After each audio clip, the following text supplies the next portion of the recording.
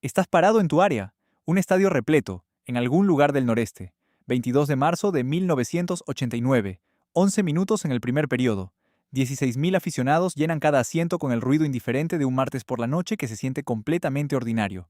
El marcador está empatado. El disco se mueve. Todo es exactamente como debe ser. Dos jugadores convergen cerca de tu área. Un delantero del equipo visitante y tu propio compañero luchan por posición directamente frente a ti. Una colisión rutinaria. El tipo que ocurre 40 veces por partido. Lo has visto 10.000 veces, no te inmutes, nunca te inmutas. Eres un portero, y inmutarse es algo que los porteros simplemente no hacen. Pero el patín del delantero rival corta el aire de manera incorrecta al caer. La cuchilla barre hacia arriba en un solo arco indiferente. Solo unos centímetros, solo suficiente. Lo sientes antes de entenderlo. Una línea de calor en el lado izquierdo de tu garganta. No exactamente dolor, solo calor, como un cable presionado contra tu cuello por un segundo agudo. Levantas tu guante a tu garganta instintivamente. Cuando lo apartas, el cuero blanco está carmesí.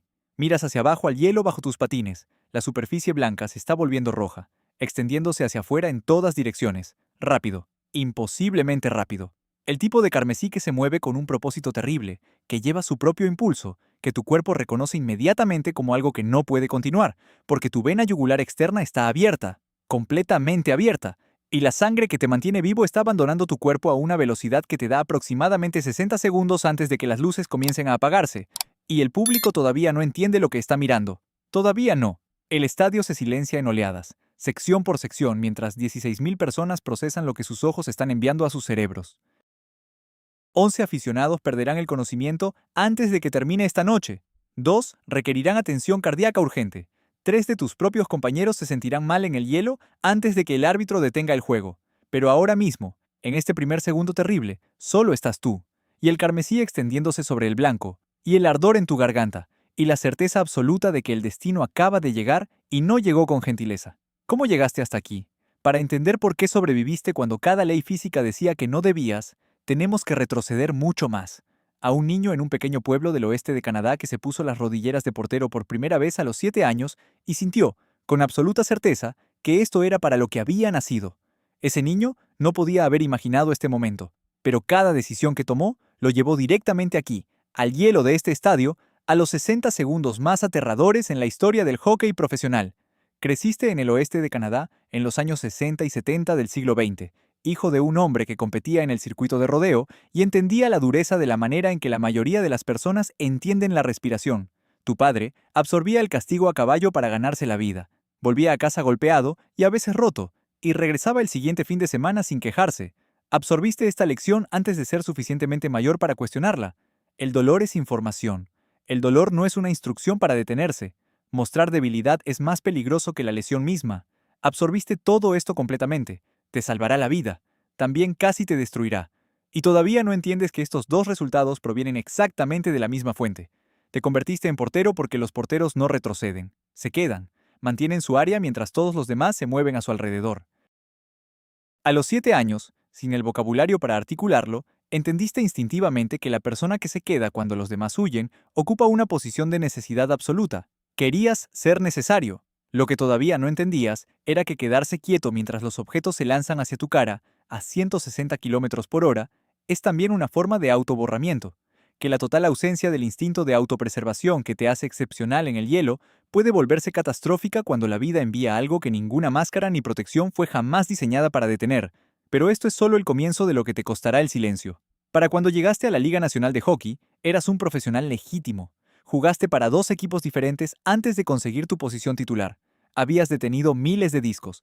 Habías sobrevivido tiros de penalti y presión de playoffs, y la acumulación física que el deporte profesional deposita en el cuerpo como sedimento. Creías haber visto todo lo que el juego podía lanzarte. Estabas catastrófica y completamente equivocado, y el juego estaba a punto de demostrártelo. El entrenador te alcanza en lo que parece una eternidad, pero son en realidad 14 segundos. Antes de trabajar para tu equipo, sirvió en el ejército de los Estados Unidos como médico de combate. Ha visto heridas catastróficas antes. Sabe exactamente lo que está mirando cuando se desliza por el hielo hacia ti. Sabe que los próximos 30 segundos lo determinan todo. Sin un solo segundo de duda, presiona sus dedos desnudos directamente en la herida, pinzando la vena con la calma precisa de un hombre que aprendió esta habilidad en circunstancias muy alejadas de una pista de hockey.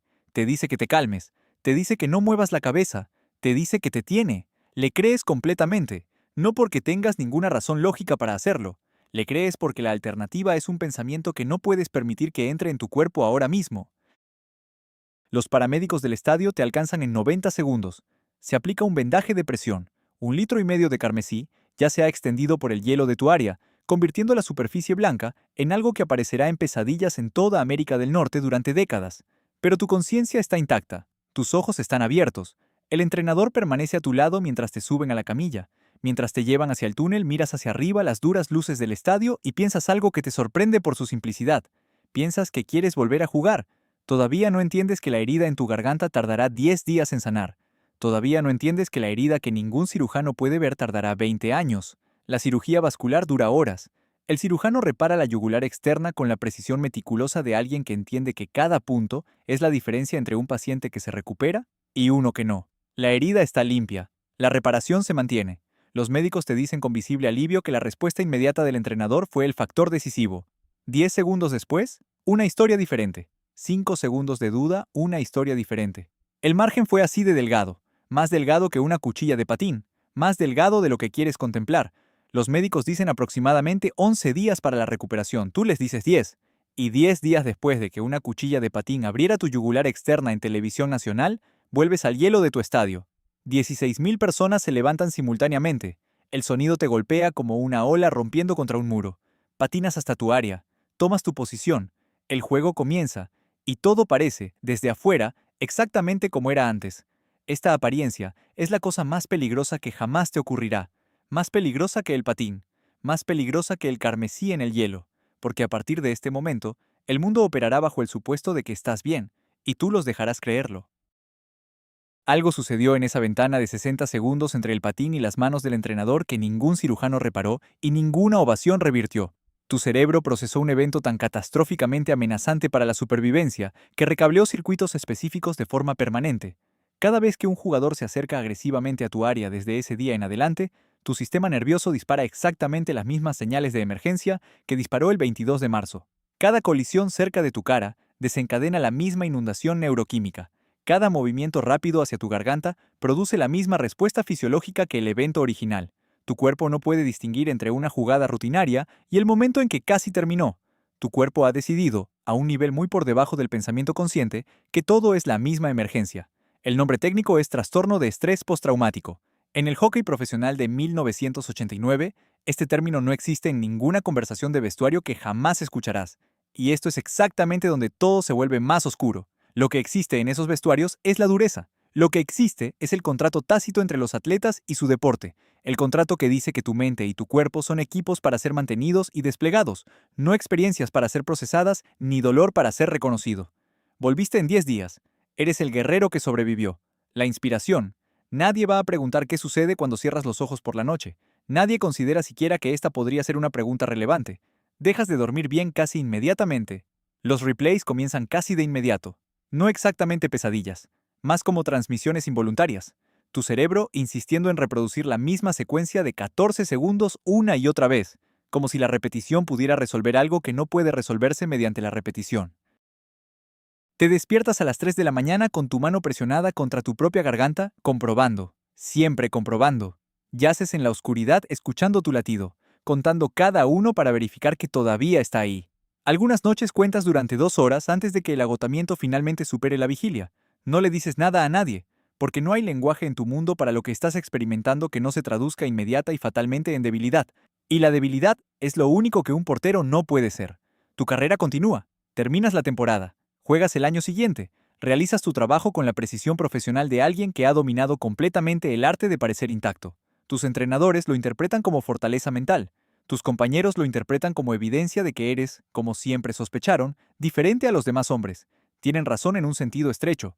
Lo que estás haciendo requiere recursos mentales extraordinarios, solo que no son del tipo triunfante que nadie está imaginando. El alcohol entra en tu vida gradualmente, como el agua encuentra una grieta en una pared.